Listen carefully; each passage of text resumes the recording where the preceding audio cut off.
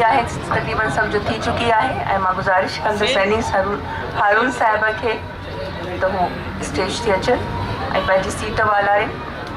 असांखे ख़ुशी आहे त उहे असां सां गॾु आहिनि ऐं कराची खां आयूं आहिनि हैदराबाद। अहले हैदराबाद खे दिलि जे गहराइनि सां ख़ुशि आमदीद चवनि था। ॾाढी ख़ुशी थी जो हू एॾो परे खां आयूं आहिनि ऐं उन सां गॾोगॾु अतिया दाऊद साहिबा खे मां गुज़ारिश कंदसि बल्कि हू पंहिंजी सीट ते नज़र पियूं अचनि ऐं हसीन मुसरत खे त हू अचनि ऐं अची जी हसीन बि असांखे हाणे जॉइन कयो आहे ऐं अॼु जेको असांजे हिन नशिस्त जो हिन सिटराव जो जेको मौज़ू आहे उहो ख़ूबसूरत आहे हल्का मेरी ज़ंजीर का जेको तर्जुमो कयो फहमीदा रियाज़ साहिबा शेख हयाज़ जो। ऐं जेकॾहिं असां शेख हयाज़ जी ॻाल्हि था कयूं त जेकॾहिं उनजे फ़न फ़िक्र ते ॻाल्हायूं था त ईअं सम्झो त असां हिकु पूरे दौर ऐं तारीख़ खे दोहिरायूं था, तारीख़ खे वरजायूं था।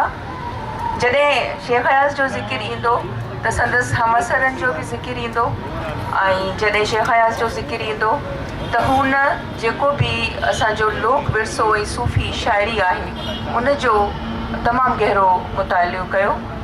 शेख हयाज़ घण पासाई घण रूही शख़्सियत पर हुन जी किताब सां जेका मोहबत हुई हुन जी जेका इल्म सां मोहबत हुई उन किताब सां मोहबत उन इल्म सां मोहबत हुन जी शख़्सियत में हिकु वॾी छिक ऐं हिकु वॾी गहराई पैदा करे छॾी हुई। सरज़ात जा मुख़्तलिफ़ हवाला आहिनि, तव्हांखे ख़बर आहे त हू तमामु मशहूरु ऐं ॼातल सुञातल वकील बि हुयो। वकालत सां गॾोगॾु हू शाइरी बि कंदो रहियो। ऐं ॿी शइ जेका हुनजी ज़ात में तमामु सुठी महसूसु थी उहो आहे त हुन हिकु बिर्ज जो हिकिड़ो किरदारु अदा कयो ऐं हुन मुख़्तलिफ़ ॿोलियुनि में लिखियो, न फ़क़ति सिंधी में लिखियाई पर हुन सां गॾोगॾु हुन उर्दू में बि लिखियो ऐं संदसि उर्दू में तर्जुमा थिया ऐं मुल्क खे शोहरत मिली। अॼु उन ई तर्जुमनि जे हवाले सां असां हिते गॾु थिया आहियूं। न फ़क़ति शेख हयाज़ जी शाइरी ते ऐं शख़्सियत ते ॻाल्हाईंदासीं पर उन सां गॾोगॾु असां फहमीदा रियाज़ ते बि ॻाल्हाईंदासीं।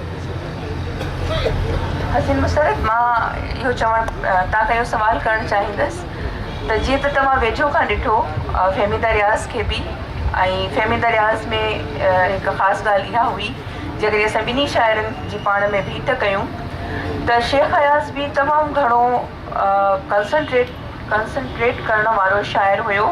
तमामु हुनजी जेका तवजह हुई हुनजो जेका सोच हुई उहा शाइरीअ ते मरकूज़ हुई, पंहिंजे कम ते ऐं पंहिंजे कम खां हू कोन हटियो। इहा ई साॻी ख़ूबी जेका आहे मूंखे फहमीदा रियाज़ में बि नज़र अचे थी। पर फहमीदा रियाज़ हूअं ईअं हूंदो आहे त जेका ॿिनि शाइरनि जी ज़हनी हमआहंगी जेका हूंदी आहे उनखे जेकॾहिं असां अॼु ज़ेर बहस आणियूं त उनजा ॿ हवाला आहिनि, हिकु ज़मीन ऐं ॿियो हिन धरतीअ सां जेको हिकिड़ो राब्तो आहे, हिकिड़ो वास्तो आहे। तव्हां हिनखे कीअं था ॾिसो?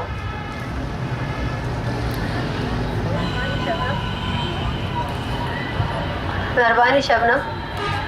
पहिरीं ॻाल्हि त ॾाढे अफ़सोस सां त फहमीदा असां सां गॾु न आहे, जंहिंजे करे असां ही सॼो सेशन उनखे ट्रिब्यूट कंदे रखियो आहे, उनजी यादि में रखियो आहे। पहिरें मेले में उहो असां सां गॾु हुई हिते खाना बदोश ते। फहमीदा जो अञा आउं सम्झां थी असांजी त ओतिरी एप्रोच उहा लेवल न आहे। हुनजो कद काठ, हुनजो कमु घण पासाई शख़्सियत, अहिड़ी शख़्सियत जंहिंजो पोरियो हूअ छॾे वई आहे ऐं सभिनी जे अॻियां आहे। अॼु असां वेही उनजी छंड छाण करणु वेठा आहियूं त हुन छा कयो आहे छा न कयो आहे। पर आउं इहो चवंदसि त तर्जुमो करणु ॾुखी ॻाल्हि आहे बनिस्बत उनजे त तख़लीक़ कई वञे। तख़लीक़ माण्हू पंहिंजी मर्ज़ी सां कंदो आहे, पर जेको तर्जुमे करण वारो आहे उनखे उन शाइर जी ज़मीन सां, उनजी सोच सां हमआहंगीअ जी ज़रूरत पवंदी आहे। हू इहो ॾिसंदो आहे त हुनजी जंहिं वक़्तु उहा शाइरी कई पई वई उन वक़्तु हालतूं कहिड़ियूं हुयूं, जंहिं वक़्तु हुन लिखियो आहे कुझु, हू पाण शाइर कहिड़ी दुनिया में मौजूदु हो, उनजी ज़हनी एप्रोच किथे हुई। उन में असीं ॾिसूं था त जहिड़े तरीक़े सां शेख अयाज़ जेको आहे उहो हिकिड़ो संगम आहे तहज़ीबुनि जो। शेख अयाज़ खे असां सिर्फ़ु सिंध जो शाइर या सिंधी शाइर जो लेबल नथा लॻाए सघूं। अहिड़े तरीक़े सां फ़हमीदा रियाज़ बि जेका उहा आउं चवंदसि त 5-7 तहज़ीबुनि जो संगम आहे, जिते उन जी आहे उन तर्जुमो न कयो आहे, उन वरी तख़लीक़ कई आहे। शेख अयाज़ जी शाइरी ऐं घणा नज़म आहिनि अहिड़ा जेकॾहिं आउं चवां त उहे उन जी तर्जुमे में उहे वधीक ख़ूबसूरत पिया लॻनि। उहे गज़ल जिन में वधीक तरन्नुम आहे, उहे उन वायूं आहिनि ऐं कहिड़े तरीक़े सां हुन कयो आहे। ऐं सम्झां थी हुन शेख अयाज़ खे सम्झियो आहे, पहिरीं हुन सम्झियो आहे पोइ न ॻायो, ॿीजल चयो आहे, शाइरीअ जी रूह खे सम्झियो आहे, हुन ॿीजल चयो आहे। शेख अयाज़ जी शाइरीअ में जेका बेबाकी आहे, जेका बेसाख़्तगी आहे, उहे बेसाख़्तगी फ़हमीदा रियाज़ जी शाइरी में बि आहे। जेॾी महिल फ़हमीदा कलम खणे थी त बेसाख़्ता कलम खयल आहे, उन में लॻे नथो त उन में का हुन सोचे सम्झी शाइरी पई करे या हुन जे दिलि जो आवाज़ु आहे। अहिड़े तरीक़े सां ही तर्जुमो बि हिकिड़े दिलि जो आवाज़ु आहे। जेके हुन चयो आहे त मूं फ़हमीदा पंहिंजे लफ़्ज़नि में हिन में लिखियो आहे त मूं कुझु साह इन में विधा आहिनि, त कुझु साह न आउं चवंदसि त हुन पूरे तरीक़े सां हुन शाइरीअ खे ज़िंदगी बख़्शी आहे। हुन उर्दू वारनि खे ॿुधायो आहे त शेख अयाज़ छा आहे, तव्हां हिन ॾांहुं मुतवजो थियो। ऐं पंजाबी वारनि खे ॾिसो, असां शाइरनि खे शऊर खे कंहिं ॿोलीअ में क़ैद नथो करे सघिजे।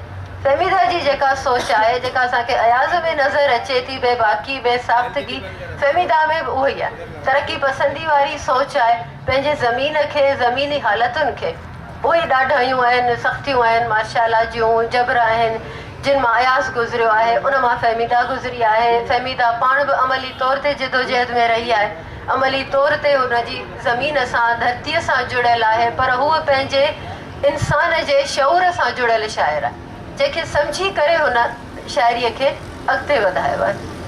जी, तव्हांजी ॻाल्हि बिल्कुलु सही आहे त शाइर जो सभ खां पहिरीं, सभ खां अवल जेको रिश्तो हूंदो आहे पंहिंजे धरती सां हूंदो आहे, पंहिंजे ज़मीन सां हूंदो आहे ऐं ज़मीन जे रगनि सां जे हवाले सां हुनजो जेको राब्तो माण्हुनि सां हूंदो आहे। ऐं शेख अयाज़ त हिकु अहिड़ो शाइर जंहिं पंहिंजे वजूद जे अंदरां जेका दरियाफ़्त कई, ॾाढी ख़ूबसूरत हुनजी दरियाफ़्त हुई। ज़मीन जा रंग, माण्हुनि जा रंग, सकाफ़त, ख़ते जी ख़ूबसूरती ऐं इन सां गॾो गॾु जेका जिदोजहद हुई हुन हिकु इंसानी क़दरुनि जी, उनजी बहाली जी जेका हुन जिदोजहद कई, उहा जिदोजहद हुन जा रंग लाज़वाल आहिनि। अनीस हारून का तारुफ अगर मैं करवाऊँ तो बिल्कुल इस तरह से होगा कि जैसे सूरज को चराग दिखाने के मुतरादिफ, क्योंकि आप हमारे साथ हमेशा शरीक गुफ्तगू रही हैं और आपकी जो जिद्दोजहद है, आपकी जो मस्बत शख्सियत है, उसके बारे में सभी जानते हैं। क्योंकि इंसान का अमल और इंसान के जो अल्फाज होते हैं वो आईनादार होते हैं उस अमल का।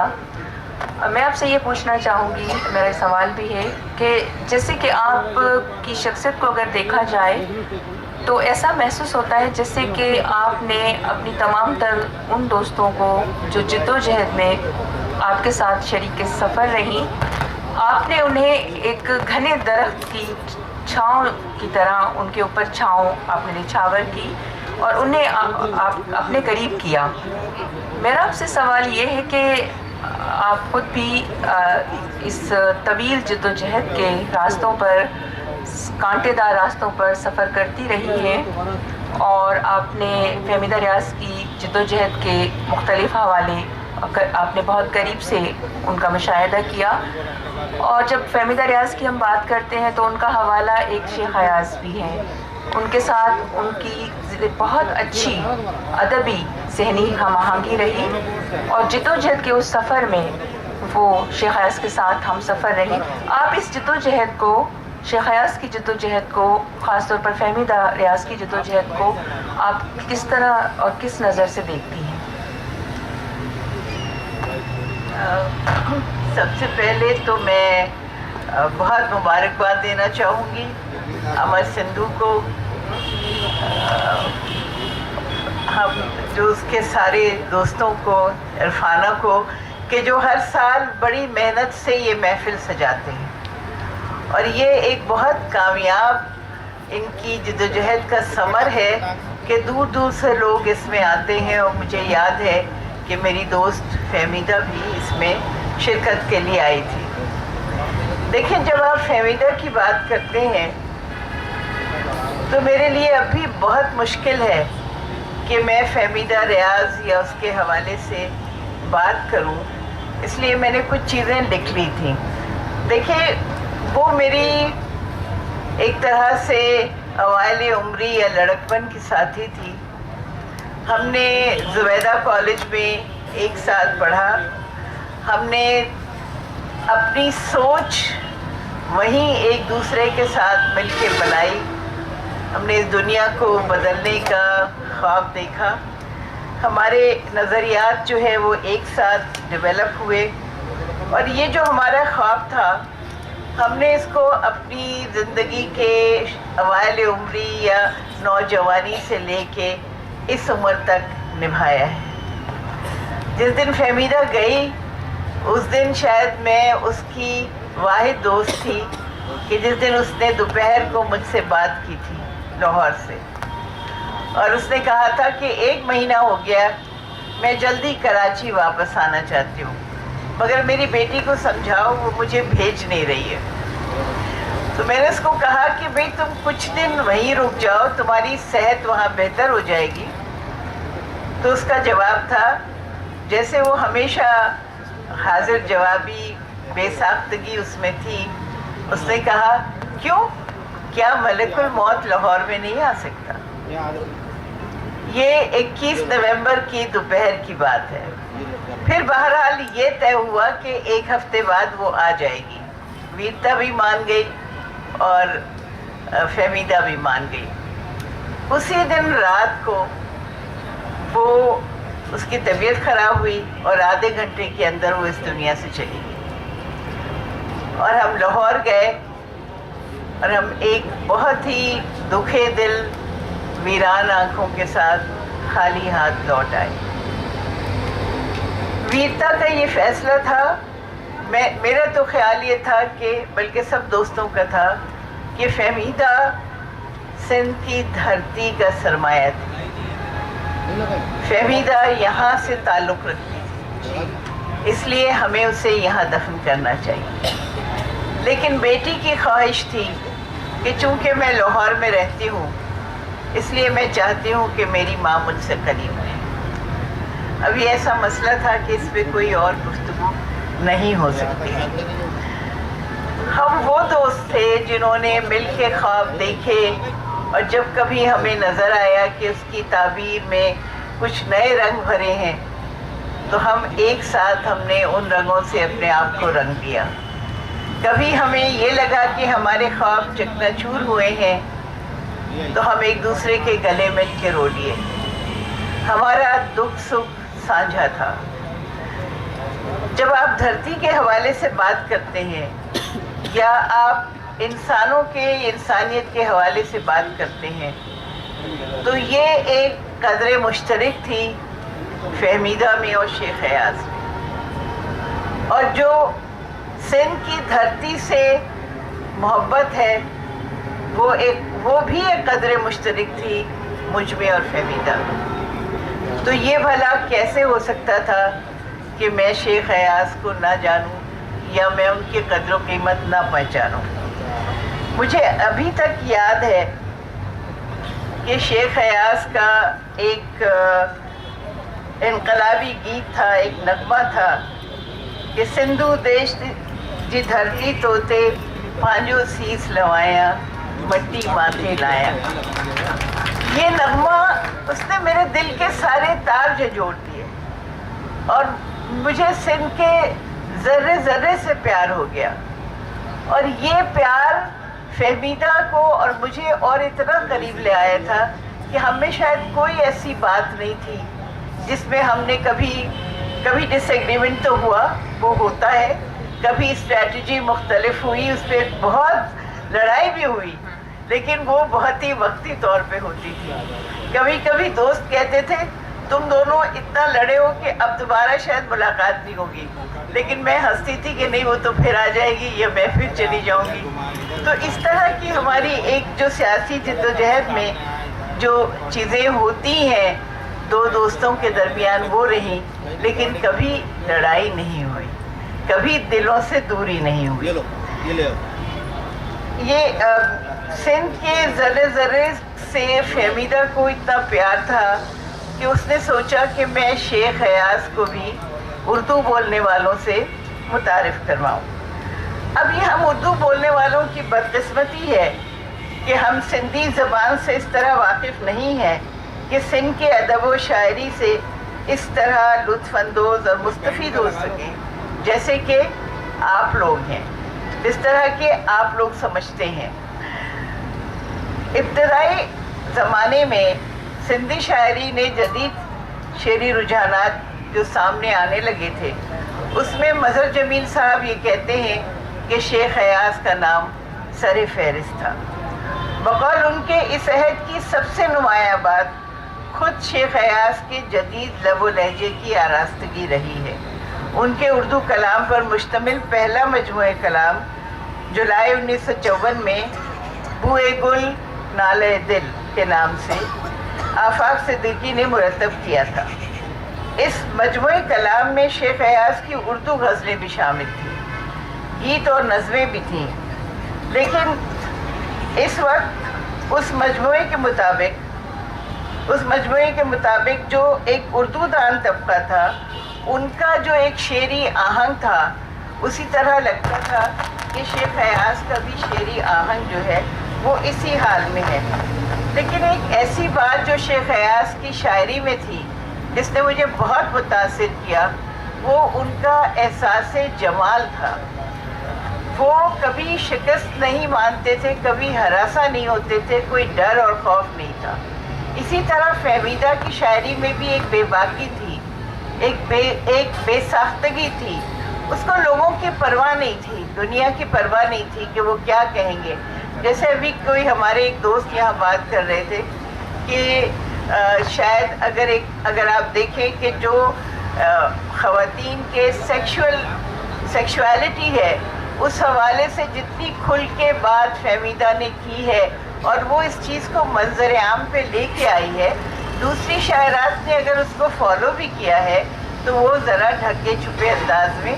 अब अज़रा अब्बास आई हैं जो ज़रा खुल के इस पे बात करती हैं, जो तो अतिया दाऊद ने भी की है और शायरात ने भी की है, लेकिन फहमीदा जो है इसकी पायनियर थी। और जिस तरह से फहमीदा ने खातून के एहसासात को बेबाकी से लोगों के सामने रखा और बड़े ताने भी सुने उस वक्त। आज तो हम कहते हैं कि वो पायनियर है और उसने ये किया और वो किया, लेकिन उसने अपनी ज़िंदगी में बहुत ताने सुने, उसको उसकी परवाह नहीं रही। और इसलिए कि आप किसी ने, जिस तरह आप ही ने कहा है कि जो उसके दिल में था उसकी ज़ुबान पे था, और शायद यही बात शेख अयाज के साथ भी थी कि जो उनके दिल में था वो उनकी ज़ुबान पे था। अब ये जो फहमीदा ने तर्जुमा किया है, मैं समझती हूँ कि उसमें वो इतना खूबसूरत है क्योंकि फहमीदा ने ये कोशिश की है, चूँकि वो सिंधी ज़बान से भी वाकिफ़ थी, कि जो एक गनायत है, जो एक शेरियत है जो शेख अयाज के पास है, उसको उसने बहुत हद तक समेटा है अपने शेरों में और उसको ज़ाया नहीं होने दिया। शेख अयाज की अबियात के बारे में वो खुद कहती है कि ये एक बहुत ही इस तरह वसी और फैली हुई चीज़ थी कि मैंने इसको ज़्यादा हाथ नहीं लगाया, बल्कि जो उनके गीत हैं, उनकी वाई है, उसको वाइयों को थोड़ी बहुत हद तक उसने उस पर काम किया है और बड़ी खूबसूरती से काम किया है। इसी तरह उसने उनकी गज़लों पे भी किया है।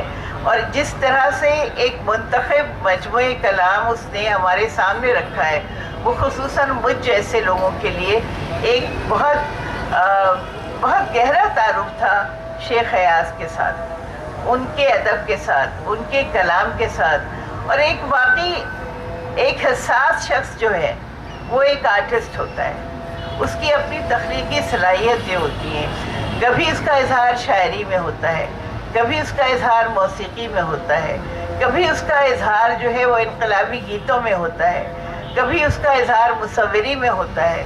तो वो इतना एनकम्पसिंग होता है کہ جیسے اس نے ساری دنیا کو, سارے کائنات کو اپنے اندر سمو لیا ہے, سمیٹ لیا ہے. تو دونوں ایک ہی قبیلے سے تعلق رکھتے تھے, اور میں بھی اس قبیلے کی ایک چھوٹی سی پیروکار ہوں جو میں نے ان تمام چیزوں کو سمجھنے کی کوشش کی ہے. ان تمام چیزوں کو ساتھ لے کے ہم اس جدوجہد میں جہاں سے ہم نے شروع کیا تھا آخر دم تک چلے ہیں. میں چاہوں گی کہ کچھ چیزیں فہمیدہ نے جو ترجمہ کی ہیں وہ بعد میں جب آپ کا جی ضرور ہوگا تو کوئی چیز اس میں سے سنا. جس گہرائی سے آپ بیان کر رہی تھیں مجھے بھی مناسب نہیں لگا کہ میں آپ کو منقطع سلسلہ کروں اور آپ سے بہت کچھ, کیونکہ دوست جو ہوتے ہیں وہ انسان کو اس کی زندگی میں بہت بڑا سہارا دیتے ہیں.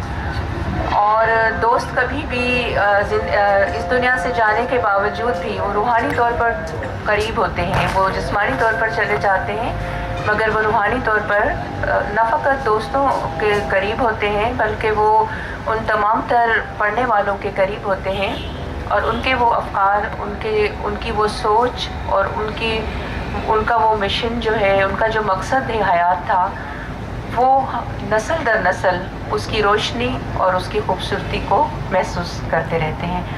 چونکہ میں اس تکلیف اور اس دکھ کو محسوس کر سکتی ہوں, فقط یہ دکھ اور تکلیف فہمیدہ کے دوستوں کا ہی ایک حوالہ نہیں, لیکن یقین کیجئے جب ان کے موت کی خبر آئی تو میں بھی ایک جیسے ایسا لگا کہ جیسے چونک گئی, اور اتنا ایک عجیب کیفیت محسوس ہوئی اس وقت کہ مجھے شاعر کی موت میں قبول نہیں کر سکتی. کوئی شاعر کبھی مر نہیں سکتا, شاعر ہمیشہ زندہ ہوتے ہیں. اسی طرح سے آج شیخ ایاز ہمارے درمیان نہیں ہیں, لیکن ان کے خوبصورت افکار, ان کی شاعری اور ان کے تمام تر احساسات ہمارے درمیان ہیں, اور ان کو فنا کے ہاتھ, اس احساس کو, اس سوچ کو فنا کے ہاتھ کبھی نہیں چھو سکتے. تو دو مختلف لیکن دور ایک تھا ان کا, لیکن ایک صنفی تفریق بھی محسوس نہیں ہوتی تھی. ایک حیران کن ذہنی ہم آہنگی فہمیدہ ریاض اور شیخ ایاز کے درمیان محسوس ہوتی تھی, جو کہ قابل فخر بھی ہے اور قابل تقلید بھی ہے. اور اس کے بعد مجھے ایسی مثال آج تک نہیں ملی, کیونکہ مرد اور عورت کے حوالے پڑے مشکوک معاشرہ انہیں قرار دیتا ہے. حالانکہ اگر دیکھا جائے تو ادب کی جب بات ہوتی ہے, شاعری کی بات ہوتی ہے, تو شاعر ایک روح ہے, شاعر جسم نہیں ہوتا, شاعر ایک روح ہے. تو روح کی کوئی درجہ بندی ہم نہیں کر سکتے. دونوں ہی آفا کی سوچ رکھتے تھے, دونوں ہی آفا کی پیغام رکھتے تھے, اور ان کی دوستی کو ایک ان کا جو رابطہ تھا اور ان کی جو شعری ہم آہنگی تھی وہ اس حلقہ میری زنجیر کا میں محسوس ہوتی ہے. اور کبھی کبھی میں ان کو پڑھتے ہوئے حیران ہو جاتی ہوں کہ ایسا لگتا ہے کہ جیسے شیخ ایاز کی شاعری نہیں بلکہ یہ فہمیدہ کا شعر ہو. اتنا وہ ڈوب کے انہوں نے اس شعر کی گہرائی کو, اس میسج کو محسوس کیا. हाणे मां ॾिसां पई त टिनि ख़वातीन जे विच में असांजो भाउ मदद सिंधी साहब मौजूदु आहे, पर जीअं की मां ॾींहुं हींअर अचण ई वारी हुयसि त जीअं की अनीस हारून साहिबा इहा ॻाल्हि कई तर्जुमे जी, त जेको पहिरियों जेको तर्जुमो आफ़ाक़ सिद्दीकी साहब कयो हो बुए गुल ऐं नाले दिलि जे नाले सां, ही 1954 जी ॻाल्हि आहे. त जॾहिं असां शाइर जो ज़िक्र कयूं था ऐं उनजे तर्जुमनि जो ज़िक्र कयूं था त इहो पहिरियों मुरतब आफ़ाक़ सिद्दीकी साहब हुयो. ऐं आफ़ाक़ सिद्दीकी साहब जी जेका सिंध धरतीअ सां मोहबत ऐं शाह लतीफ़ सां मोहबत ऐं उन खां पोइ शेख एयाज़ सां मोहबत, उहा कंहिंखां ॻुझी कोन्हे. ऐं हू शेख एयाज़ जे तमामु वेझो हुआ, न सिर्फ़ु ज़हनी तौर ते पर रूहानी तौर ते बि. ऐं पहिरियों दफ़ो जॾहिं हुन इहो तर्जुमो साम्हूं आयो त उर्दू शाइरनि ऐं उर्दू अदीबनि उन तर्जुमे जे फ़िक्र खे, उन तर्जुमे जे शाइरीअ खे हैरान कुन नज़रुनि सां ॾिठो. छो त शेख एयाज़ जी शाइरीअ में जेको पंहिंजे दौर जो हिकिड़ो विरसो, लोक विरसो, सूफ़ी सोच ऐं बर सग़ीर जे शाइरनि जो जेको मुतालियो ऐं न सिर्फ़ु बरिस सोहिरी न पर हुन दुनिया जे मुख़्तलिफ़ शाइरनि खे गहराई सां पढ़ियो ऐं पंहिंजे अंदरि जज़्ब कयो। तव्हां खां इहो सुवालु आहे त आफ़ाक़ सिद्दीकी साहिब जे उन तर्जुमे खां पोइ वरी फ़हमीदा रियाज़ साहिबा ई तर्जुमो कयो हल्का मेरी ज़ंजीर का जे उनवान सां। इन खां अलावा अहमद सलीम साहिब बि पंजाबी में तर्जुमो कयो। त तव्हां छा था सम्झो त शाइर जी जेका अज़मत उहा जेकॾहिं पंहिंजे ज़बान ताईं महदूद रहे त उहा तमामु घणी महदूद थी वञे, पर उनजा जॾहिं तर्जुमा साम्हूं अचनि था त उनजी जेका शाइरीअ जी वुसअत आहे या उनजे जेका पैगाम जी गहराई आहे या हुनजी जेका सोच जी लोच आहे उनखे वुसअत मिले थी। इन सॼे तर्जुमनि जे तरीक़ेकार खे तव्हां कंहिं तरीक़े सां ॾिसो था, ख़ासि करे ॿिन्ही शाइरनि जे पस मंज़र में ॿई पंहिंजे दौर जा अज़ीम शाइर शेख हयाज़ ऐं फ़हमीदा रियाज़ साहिबा, त इन सॼे तसलसुल खे कीअं था ॾिसो?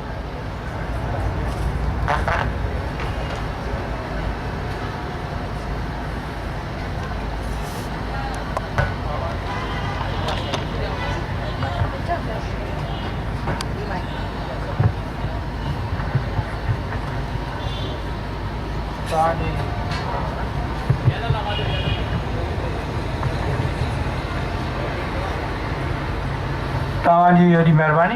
सभ खां पहिरीं तव्हां हयाज़ मेले मुनक़द करण ते अमर सिंधू ऐं असांजी भेण मला साहिबा खे मुबारकबाद ॾींदुसि त हिन शहर में शेख हयाज़ खे यादि करणु तमामु वॾी ॻाल्हि आहे। ऐं अॼु असांजो मौज़ू आहे त फ़हमीदा रियाज़ ऐं शेख हयाज़।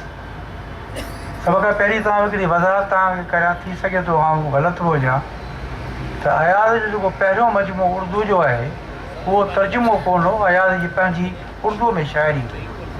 इन करे तव्हां इहा वज़ाहत तव्हांखे आउं करे थो छॾियां त हयाज़ इहा पहिरीं शाइरी उर्दू में कंदो हो, पोइ मोहम्मद इब्राहिम जो हुनखे चयो, उहो हयाज़ हुन कुझु मायूस हो पार्टीशन जे करे, हुन जा सभु दोस्त हलिया विया हुआ ऐं हुन उर्दू में शाइरी शुरू कई, त पोइ हुनखे मोहम्मद इब्राहिम जो चयो त तव्हां सिंधीअ में शाइरी करियो।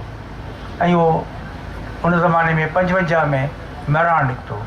त हयाज़ हुनखे चयो त मूंखे केरु पढ़ंदो, मूंखे त पढ़ण वारा सभु आहिनि ई कोन। त जोए साहिबु चयसि तोखे सिंधी क़ौम पढ़ंदी ऐं हिकु ॾींहुं तोखे सिंधी क़ौम तमामु वॾो शाइर मञंदी। त इन करे मूं तव्हांखे इहा वज़ाहत कई। हाणे असां फ़हमीदा रियाज़ ते ॻाल्हायूं पिया। फ़हमीदा रियाज़ खे असीं उन शहर में पिया यादि करियूं जंहिंमें हुनजो नंढपणु गुज़रियो, जॾहिं हुनजो पीउ वालिद साहिबु 2 नंढियूं छोकिरियूं वठी नूरमदा स्कूल में मास्तर थियो। फ़हमीदा ऐं हुनजी भेण नजमा जेका मिसिस मंज़ूर चांडियो आहे, त फ़हमीदा खे नंढे हूंदे खां वठी हैदराबाद सां सिंधी माण्हुनि सां एतिरी रग़बत हुई, एतिरी मुहबत हुई जंहिंजी का इंतिहा कान्हे। ऐं अॼु असीं हिन शहर में हिकु वारो ॿीहर, छाकाणि त हिते इरफाना साहिबा वारनि अॻे बि फ़हमीदा ते हिकिड़ो फंक्शन कयो आहे, त अॼु असीं हुनखे हिते यादि पिया करियूं।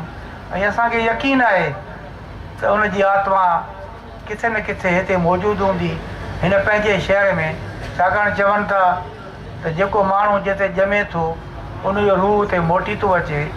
त फ़हमीदा जो अॼु असांजो आवाज़ु ॿुधंदी हूंदी, असीं हुनखे ख़राज अक़ीदत पेश कयूं। इंसान जी ज़िंदगी, इंसान जो दिलि ऐं हिकु शाइर जो दिलि ॾाढो हिकिड़ो अजीब आहे। मूंखे हींअर ई हुनजे मूं कराची में हुनजो फंक्शन हिकिड़ो करायो हो, हुनजी धीउ मूंखे ॿुधायो त फ़हमीदा आख़िर में चयो त मूं हेॾी जिदोजहद कई, हेॾियूं सख़्तियूं जलावतनियूं, ही किताब, ही मुसीबतूं, छा सभु अजायूं वयूं? त हुनजी धीउ चयो त अम्मी ईअं कोन्हे, जेकॾहिं तव्हां इहे माण्हू फ़ैज़मत फैज़, शेख हयाज़ ऐं ॿिया सभु जदोजहद न कंदा त अॼु ही मुल्क अफ़गानिस्तान थी वञे हा, पाकिस्तान न हुजे हा। सो हयाज़ जी जेको तर्जुमो कयो आहे तंहिंमें फ़हमीदा हिकु ख़ासियत इहा रखी आहे त उन में सिंधी लफ़्ज़ इस्तेमालु कया आहिनि जेके उर्दू ज़बान में पहिरियों दफ़ो इस्तेमालु थिया आहिनि, जीअं ललाट। ऐं अहिड़ा केतिरा लफ़्ज़ आहिनि जंहिंमें हुन जॾहिं तर्जुमो कयो आहे त उर्दूअ जी ख़ूबसूरती ऐं सिंधीअ जा लफ़्ज़ उन में ईअं जुड़ी विया आहिनि जंहिंजी का इंतिहा कान्हे। हाणे हिकिड़ो शेर तर्जुमो थी करे, अब तो सूरज ढल रहा है पर्वतों में, आने वाला दिन अभी से अपनी आंखें मल रहा है पर्वतों में, ये हवाएं सामने लंबी खजूरों की कतार, कितनी प्यारी रात है, देख अंधेरी कैद में चमक रही है फिर बात, कितनी प्यारी रात है। हाणे मां पाण ॾिठो त हुन सिंधी लफ़्ज़नि खे इस्तेमालु कयो आहे। लाहौर जो हिकिड़ो मशहूरु सालो कंहिं ज़माने हूंदो हो, तमामु क़दीम अदबी दुनिया, हुनजो मौलाना सलाहुद्दीन एडिटर हूंदो हो, बिना ॾाढ़ी जे हुनखे मौलाना चवंदा हुआ। कंहिं वक़्तु मीराजी क्लासिकल शाइरनि जो उर्दूअ में तर्जुमो कयो, मशरक़ व मग़रिब के नग़्मे, हुनजे लाइ हिकिड़ो वधीक बहितरीनु प्रीफेस लिखियो हुई, पर उन जूं 4 लाइनूं मूंखे नथियूं विसरनि। त उन में चयईं त कंहिं बि कलमकार जो कलम जो कमाल ॾिसणो हुजेव त उहो तसनीफ़ बजाए उन तर्जुमे में ॾिसो। अवां ॾिसंदो त फ़हमीदा रियाज़ जे कयल तर्जुमे शेख अयाज़ में तव्हांखे उहा ख़ूबसूरती मिलंदी जंहिंजी का इंतिहा कान्हे। ऐं इहो क्रेडिट फ़हमीदा रियाज़ खे थो वञे। फ़हमीदा रियाज़ हिकु इंतिहाई बहादुर औरत हुई जंहिंजा हीरो इनकलाबी हुआ। उहा हमेशह इनकलाब लाइ सोचींदी हुई। दुनिया खे तब्दील करण जा ख़्वाब हुननि बि ॾिठा, असां बि ॾिठा। मूंखे ॿुधायोमांसि त आऊं टोबा टेक्सिंग कॉन्फ्रेंस में असीं विया हुआसीं। पोइ मूंखे पुछी त मुंहिंजी बि ख़्वाहिश रही आहे त आऊं मौलाना भाषानी खे ॾिसां हा, पर मुंहिंजी हीअं ख़्वाहिश आहे त आऊं बलोचिस्तान वञा ऐं वञी उन्हनि इनकलाबियुनि खे ॾिसां जेके वेड़ विढ़नि पिया। हुन सॼी ज़िंदगी ख़्वाब ॾिठा ऐं ख़्वाबनि जे तकमील लाइ उहा डोड़ंदी रही।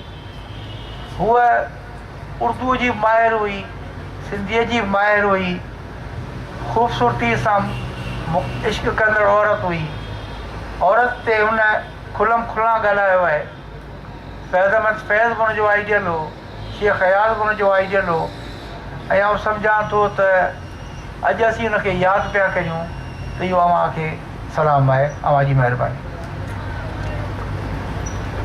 जीअं त असां यादुनि जा वर्क उथलायूं पिया ऐं बिल्कुलु ईअं पियो महसूसु थिए त ॿिन्ही शाइरनि जी यादुनि जी जेका ख़ुशबू, हुनजी सुरहाण हिते सभिनी जे ज़हननि ते जेको दस्तक ॾेई रही आहे, वरी ॿीहर खेनि माज़ीअ सां जोड़े रही आहे।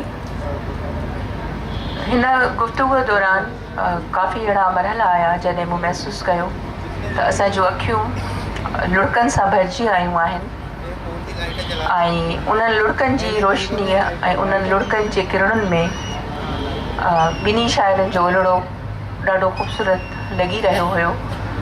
ख़ासि तौर ते फ़हमीदा रियाज़ जे हवाले सां जेकॾहिं मां ॻाल्हायां त इहो चवंदसि त उमिरि जे आख़िरी हिसे में माण्हूअ जी अजीब ई कैफ़ियत थी वञे थी। मां अक्सर खेसि ॾिसंदी हुयसि, ख़ासि तौर ते गुज़िरियल साल हिते ई मुलाक़ात थी हुई त हूअ अकेली वेठी हुई, ख़ाली कुर्सियूं हुयूं, उते अकेली वेठी हुई ऐं असां संदसि भरे में वञी वेही रहियासीं। हसीन बि गॾु हुई त हुन जे अंदर में हिकिड़ी अजीब वेगाणाइप, हिकु अजीब उदासी, हिकु अजीब ख़ामोशी जेके मूं महसूसु कयो। जीअं हींअर तस्करो कयो त संदसि धीउ खे हुन जेको चयो उहा कैफ़ियत मूं बि महसूसु कई। त उहा उमिरि जे आख़िरी हिसे में ॾाढी अकेली, ॾाढी वेगाणी ऐं ॾाढी कटियल महसूसु थी। हालांकि ॾिठो वञे त हुन जूं ॾाढियूं ख़ूबसूरत दोस्तियूं हुयूं ऐं ॾाढा साथ ऐं सहारा हुया। उन जे बावजूदि तव्हां जीअं त अदिया तव्हां खां मां सवाल कंदा उन्हनि जे वेझो रहिया, हिकु औरत जो जेको हवालो आहे भोगना जो, हिकु तकलीफ़ जो। जेकॾहिं मां शेख हयाज़ जी ॻाल्हि कयां त शेख हयाज़ हुस्न जी ख़ूबसूरती जी ॻाल्हि, औरत परस्ती जी ॻाल्हि या औरत जे जिस्म जी जेका ख़ूबसूरती उनखे बयानु करण में जेका बेबाकी रखंदो हुयो, या जीअं हू इज़हार करे सघंदो हुयो मर्द जी हैसियत में, उहो ई मूंखे रवैयो फ़हमीदा जो हो त पंहिंजी मर्ज़ी सां जीअणु चाहींदी हुई, पंहिंजे मर्ज़ीअ सां रहणु चाहींदी हुई ऐं हुन पंहिंजे मर्ज़ीअ सां ज़िंदगी गुज़ारी। पर उहा जेका हुन मर्ज़ीअ सां ज़िंदगी गुज़ारी, उन में हुन जेके पथर खाधा पंहिंजे वजूद ते, उहो जेको ज़ख़्मी हुनजो रूह महसूसु थियो, जिस्म त हमेशह मुरकंदी हुई, पर हुनजो जेको ज़ख़्मी रूह महसूसु थींदो हो, उन भोगना जे सफ़र खे तव्हां कीअं था ॾिसो? चवंदा महिरबानी। ऐं फ़हमीदा ऐं अयाज़ मुंहिंजी ॿिन्ही सां वेझड़ाइप हुई। ऐं छाकाणि त मुंहिंजे दोस्तनि खे ख़बर आहे त मुंहिंजो सेंस ऑफ ह्यूमर आहे जी, त मूं फ़हमीदा ऐं अयाज़ खे, तव्हांजे सवाल जो मां पोइ जवाबु ॾियां थी, त फ़हमीदा ऐं अयाज़ ॿिन्ही सां जेको मुंहिंजो रिश्तो रहियो, उहो इलाही वधीक असांजो सेंस ऑफ ह्यूमर हो। मूं ॿिन्ही जे अंदरि हिकिड़ो मासूम, जेके हाणे मूंखे हिते वेठे वेठे जेके वेझड़ाइप ते मूं सोचणु शुरू कयो, ॿिन्ही जे अंदरि जो ॿारु ॾाढो मासूम हो, ऐं ॿई जेके आहिनि हिकिड़ी तमामु घणी इन सां मासूमियत जे हवाले खां रखंदा, ॿई खाइण पीअण जा शौक़ीन हुआ, ॿई सिगरेट जा शौक़ीन हुआ। लेकिन जॾहिं मां अयाज़ सां मिलियसि, उहो सिगरेट कोन पीअंदो हो, पी न सघंदो, सिर्फ़ु सिगरेट दुखाईंदो हो। फ़हमीदा बि मतिलबु खाई सघंदी, लेकिन अयाज़ वरी असांखे खाराए ऐं पोइ उहा पंहिंजी ॿाड़ पूरी कंदो हो। ऐं ॿई ॼणा हर मौज़ू ते ॻाल्हाए सघंदा हुआ। त इन जे करे मुंहिंजी उन्हनि ॿिन्ही सां इन तरह सां ॿिन्ही जी वफ़ात ते मां बे इंतिहा रुनसि, ऐं उन्हनि ॿिन्ही सां मूं इलाही वॾा वॾा टहिक ॾिना, ऐं मां उन्हनि ॿिन्ही सां इलाही नॉनसेंस ॻाल्हियूं कंदी हुअसि। तमामु घणियूं ऐं हिन सां अयाज़ साहब ऐं फ़हमीदा साहब, उहा मूंखे हल्के पंहिंजी वधीक उन्हनि सां वेझड़ा महसूसु थी थिए। मूंखे अयाज़ चयो हो पहिरें त तूं जेको आहे सो फ़हमीदा मुंहिंजो भाई ॾाढो चङड़ो तर्जुमो कयो आहे, त उहो पढ़ियो आहे। त उन ज़माने में ज़ाहिर आहे मुंहिंजी उमिरि एतिरी न हुई। हाणे मां अयाज़ सां इहे ॻाल्हियूं न करे सघां, जो मूंखे अयाज़ जी शाइरीअ जी गहराई, ख़ुदि फ़हमीदा जी शाइरी जी गहराई हाणे मूंखे काफ़ी मरहूब थी करे। पर उन वक़्त में कुझु किताब पढ़ण खां पोइ मां वधीक हूंदी हुअसि, पर हू मूंखे इलाही प्यार सां रखंदा हुआ। मूं अयाज़ खे चयो मां छो पढ़ां हुनजी, मां तव्हांजी सिंधीअ में शाइरी पढ़ी सघां थी, मूं तव्हांजी शाइरी ॿुधी आहे, मणियार आयो मणियार रे, उहा शाइरी, उहे लफ़्ज़, उहे सॼा त मुंहिंजे रूह में लथियलु आहिनि। ऐं धरती मां त तूं मूं ते ज़ंजीर विझी, मां तोखे मां कीअं इहो उर्दू में पढ़ां। मुंहिंजो त फ़हमीदा चयो त ईअं, त अयाज़ चयो त न भाई ईअं न आहे, तूं हुनखे पढ़ी ॾिस, पोइ मूंखे ॿुधाइजांइ अची। इन तरह सां वरी जॾहिं मुंहिंजी फ़हमीदा सां मुलाक़ात थी, त मूं फ़हमीदा खे बि इहा ॻाल्हि चई त जेका मुंहिंजे रग रग में शइ रचियलु आहे, मां उनखे तर्जुमे में कीअं ॾिसां। लेकिन उहो पढ़ियो ऐं पोइ मूं ॿिन्ही सां उनजे बारे में ॻाल्हायो, त एतिरो ज़्यादा फ़हमीदा जेके सिंधी लफ़्ज़ इस्तेमालु थी करे। ऐं मतिलबु हैरानी जहिड़ी ॻाल्हि इहा आहे त मां फ़हमीदा सां अक्सर सिंधीअ जा लफ़्ज़ बि पुछंदी हुअसि। मां बि हालांकि हिकिड़ी निज ॻोठ जी छोकिरी हुअसि, पर उनजे बावजूदि उर्दू त छा, ॿिया लफ़्ज़ छा, पर मां उनखे केतिरा दफ़ा फ़ोन करे पुछियो त फ़हमीदा हिनखे ठेठ सिंधीअ में छा चइबो आहे, ऐं फ़हमीदा मूंखे उहे लफ़्ज़ ॿुधाईंदी हुई। त इन तरह सां जेको इन जो फ़हमीदा ऐं अयाज़ सां मुंहिंजो इन तरह सां कनेक्शन थियो। ऐं केतिरो दफ़ा मुंहिंजो असांजो हिकिड़ो ॿियो सेशन आहे जंहिंमें औरत जो, शेख अयाज़ जी शाइरीअ में औरत जो तस्वर आहे, उन ते मां फ़हमीदा सां ॻाल्हायो। त मूंखे शेख अयाज़ जी शाइरी में जेको औरत आहे, उन जे हवाले खां हिननि शयुनि ते एतिराज़ आहे। त फ़हमीदा खिलंदी चए पई आहे एतिराज़, पर भई उहो एॾो वॾो शाइर आहे, ऐं उनखे त असां 7 खून माफ़ु करे सघूं था, त उनखे इहो माफ़ु करणु खपे। त मुंहिंजो फ़हमीदा सां इहो रहंदो, ख़ुदि शेख अयाज़ सां बि रहियो। मूं शेख अयाज़ खे बि ॿुधायो त मूंखे तुंहिंजी शाइरी में औरत जे हवाले खां ही उणायूं या ही जेको आहे प्रॉब्लम नज़र अचनि था। त इहे ॿई शयूं जेको आहिनि मुंहिंजे अयाज़ ऐं फ़हमीदा ॿिन्ही सां गॾु डिस्कस थींदियूं हुयूं। ऐं इन खां अलावा फ़हमीदा जे अंदरि ॿिन्ही जो, अच्छा ॿिन्ही में हिकिड़ी ॿी ख़ासि ॻाल्हि हुई त ॿई पढ़ण जा दीवाना हूंदा हुआ। अगरि अयाज़ खे मां बि ॻाल्हि कयां त भई फलाणे ॻोठ में, फलाणी अख़बार में, फलाणे कंहिं टुकड़े ते मूंखे जी सुठी शाइरी ॾिसी, त हू ईअं जेके नंढड़ा ॿार हूंदा आहिनि न, ईअं उन सां चवंदो त भई उहो कंहिं तरह सां मूंखे आणे ॾे, मां ॾिसां जंहिंजी तूं तारीफ़ थी करी, मूंखे उहो पढ़णो आहे। फ़हमीदा बि ईअं हूंदी हुई। ऐं ॿई इन मामले में ॿिन्ही जी कमज़ोरी हूंदी हुई। त नौजवाननि जे हवाले खां बि ऐं इन्हनि सभिनी शयुनि जे त फ़हमीदा ऐं अयाज़ जी वेझड़ाइप असांखे मूंखे ॿिन्ही में तमामु घणी नज़र थी अचे। ऐं तव्हां जेको अकेला जो फ़हमीदा जे हवाले खां ज़िकिर कयो त फ़हमीदा वटि मतिलबु फेज़ ईंदा हुआ त उन सॼे फेज़ में उहे असां सां जॾहिं कॾहिं हिकिड़ी शदीद तकलीफ़ मां गुज़रण खां पोइ बि उहा हिकिड़ी बिल्कुलु वरी उन्हनि सभिनी शयुनि ते टहिक ॾेई सघंदी हुई। मुंहिंजो ख़्याल मुंहिंजो टाइम पूरो थी वियो। हा बिल्कुलु सही पिया चओ, छो त हिकिड़ो शाइर जेको आहे उन शाइर जे अंदरि मुख़्तलिफ़ कैफ़ियतूं हूंदियूं आहिनि ऐं उहे ई कैफ़ियतूं हूंदियूं आहिनि जेके फितरत में असांखे महसूसु थींदियूं आहिनि। कॾहिं ख़ज़ां, कॾहिं बहार, कॾहिं तूफ़ान, कॾहिं ईअं धरती पई डुबंदी आहे। त इहे कैफ़ियतूं उहे शाइर में बिल्कुलु तव्हां सही पिया चओ त इहे कैफ़ियतूं हूंदियूं आहिनि। ऐं ॿियो जेको फ़हमीदा जे हवाले सां जेको ॾिठोसीं त हुन जी भोगना जो हिकिड़ो ॾिघो सफ़र हो।